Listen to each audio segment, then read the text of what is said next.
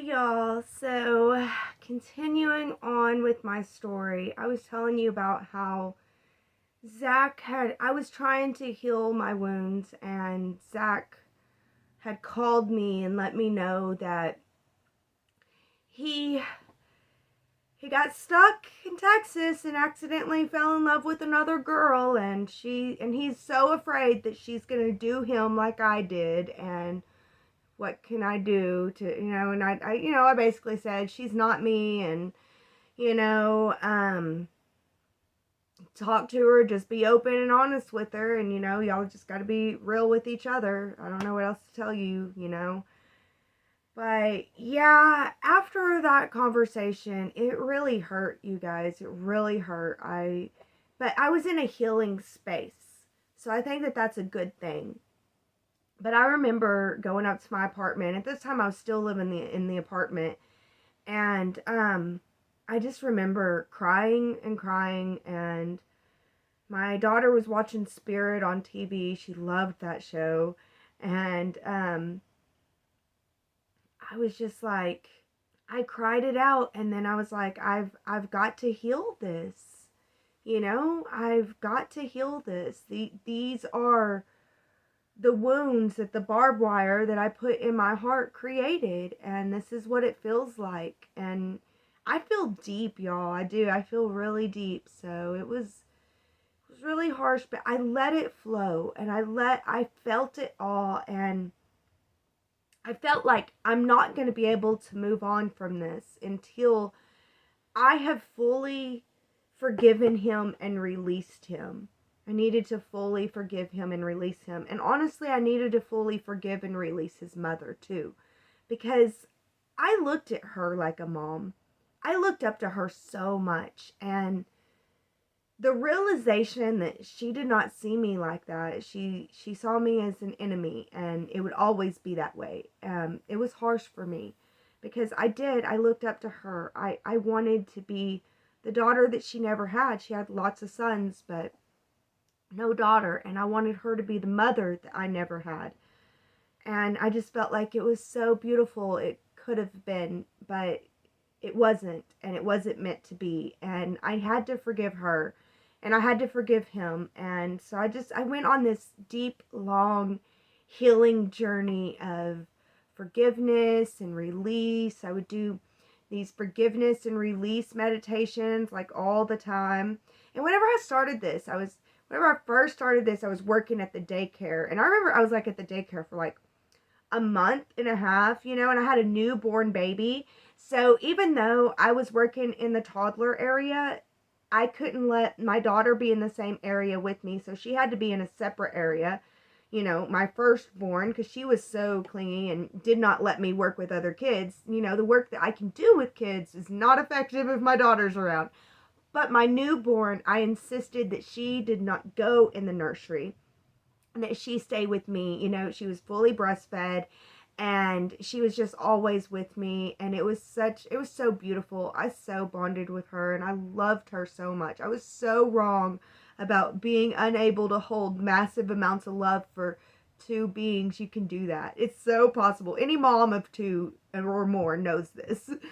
But I really enjoyed my time with her there. And then, we would go home to the top story on this freaking apartment. It just nothing apartment really. And I would meditate to heal and to release and to forgive. And I kept going back and facing him in my imagination, facing his mother in my imagination, and telling them, I'm sorry.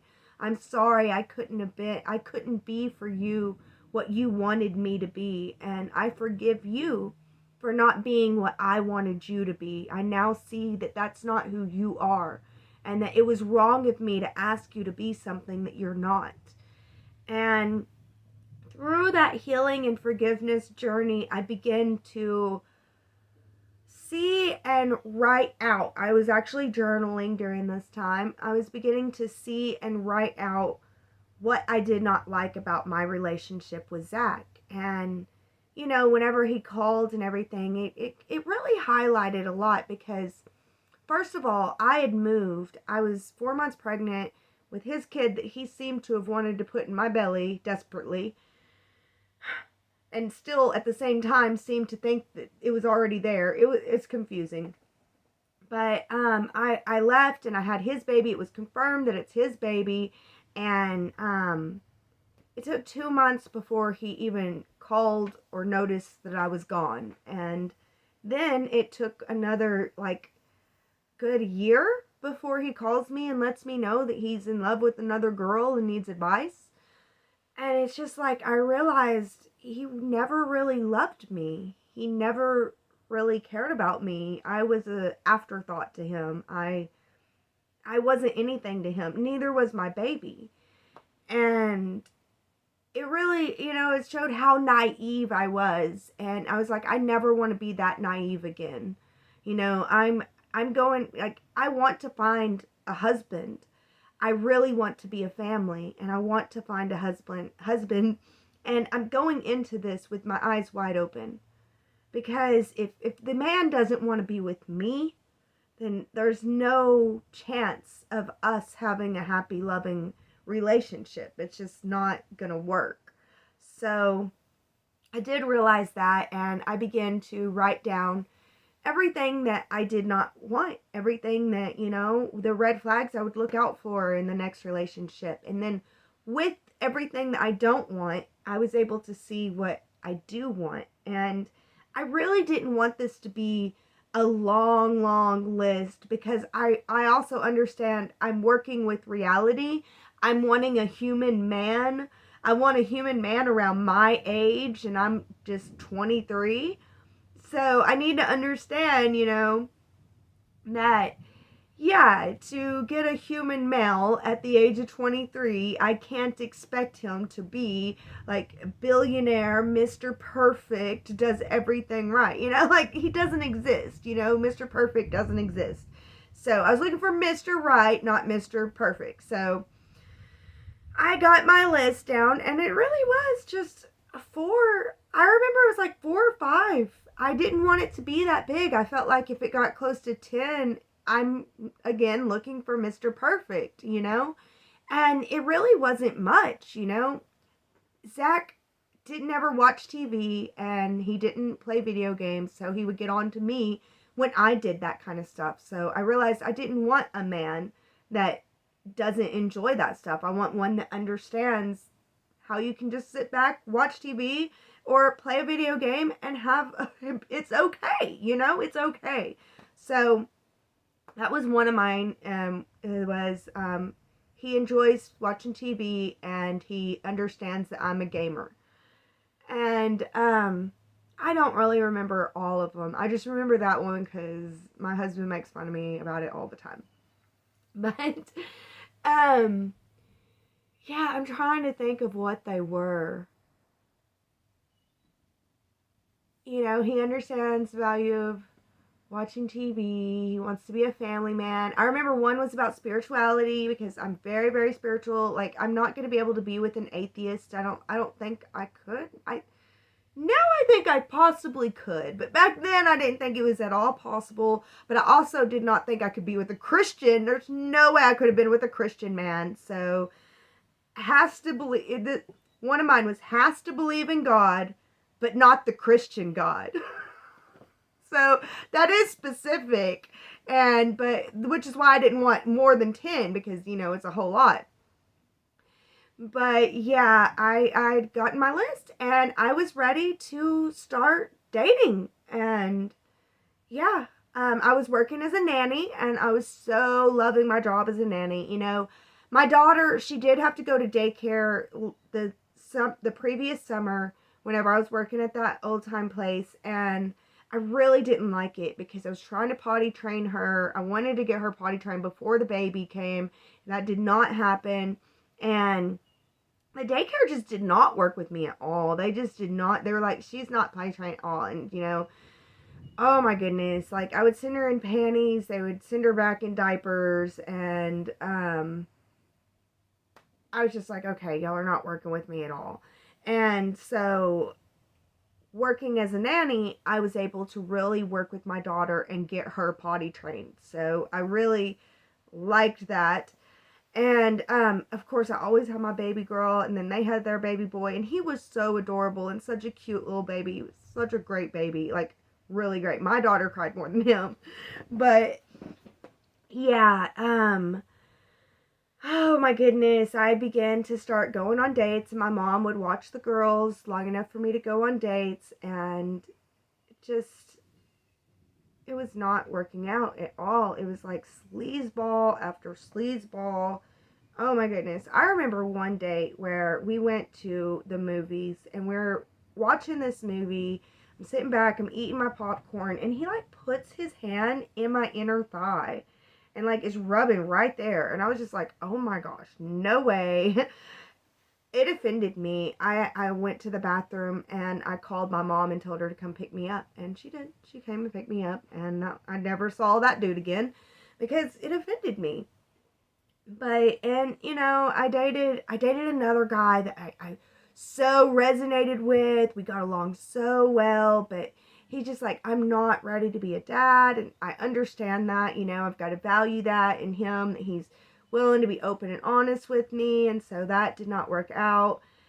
I started dating this other dude, and he he was all right. He had a son that was 6 years old. He had just gotten divorced a year ago, and he would take me out a whole lot. But we were going out to eat for a while, and then we ended up sleeping together. And then it was like I became a booty call. He would only call me at 10:30 or later, and so I was like, okay, so am I just a booty call, or are we trying to have a relationship, or what? And he's like, I'm not trying to have a relationship at all, but you are not a booty call. That's not what it's about. I just want to take things slow. And I was like, okay, whatever, but I'm going to date other people. I just want you to know that. And he was like, okay, whatever. And so I just kept dating people. Well, finally, I decide to,